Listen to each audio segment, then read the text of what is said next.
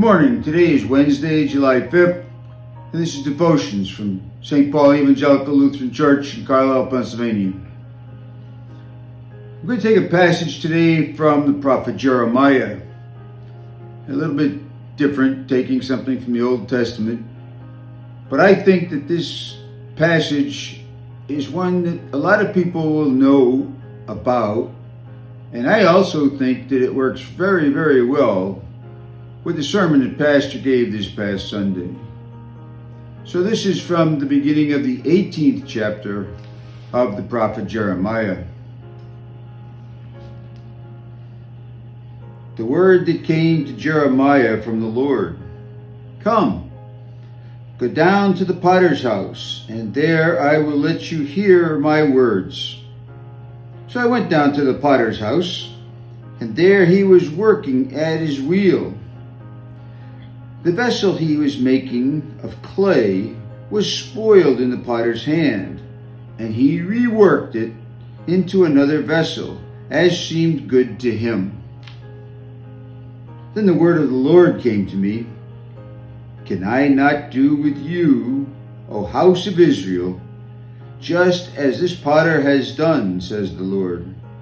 Just like the clay in the potter's hand, so are you in my hand, O house of Israel. At one moment I may declare concerning a nation or a kingdom that I will pluck up and break down and destroy it. But if that nation concerning which I had spoken turns from its evil, I will change my mind about the disaster that I intended to bring upon them. And in another moment I may declare concerning a nation or a kingdom that I will build up and plant it.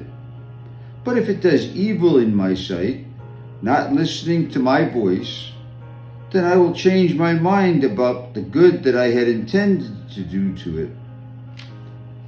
Now therefore, say to the people of Judah and the inhabitants of Jerusalem, thus says the Lord, look, I am a potter, shaping evil against you and devising a plan against you. Turn now, all of you, turn from your evil ways and amend your ways and your doings."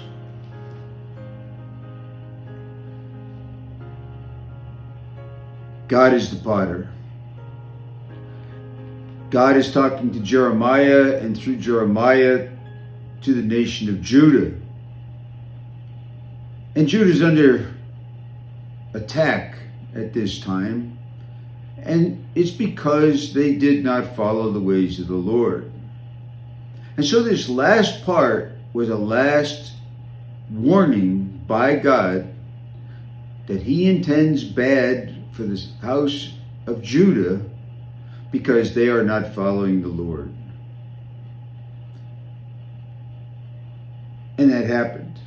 Jerusalem fell, and the house of Judah went into captivity, went into exile. It seems to me, though, we need to think about what this means for us. And it kind of reminds me of an old hymn. Only say the first couple of lines of the hymn, but it'll bring out the same idea. And the hymn goes like this: "You are the potter, I am the clay. Make me and mold me, this is what I pray." You know, the story to Jeremiah starts with a potter who had something that he was making with clay, and it didn't work out well. But the clay had not hardened yet. It wasn't fully formed. And so the potter was able to put it back on his wheel and rework it. And as Jeremiah says, he liked the outcome this time. And then God tells Jeremiah that the answer is, I can do the same thing for you. I am the potter. And so he has the ability to do good for us. But as he said, and as he showed the nation of Israel, he also has the ability to take away from them, to punish them when they do not follow his commandments. You know, this past Sunday, Pastor talked about trust. Do we trust God? Does God trust us? I think this idea of the potter, and especially the hymn telling God, you are the potter and I am the clay, is about trust. Because that second line says, make me and mold me. This is what I pray. And if we really mean that, then we have to be willing to let God mold us into what is useful for his purposes and not just for our own purposes. We have to be different from the house of Judah before the fall of Jerusalem. We have to be faithful. We have to be diligent. We have to be ready to confess Jesus and to make our witness for him. And then God, as the potter, will make us into the vessel that he needs, that he wants, and that we ought to be, because it is his will. Now that takes a lot of trust on our part, because it's real easy to be just like the people of Judah and say, no, I'm going to do this my way. I'm going to do this the way I think it's right. I'm going to do this so it comes out the way I want it.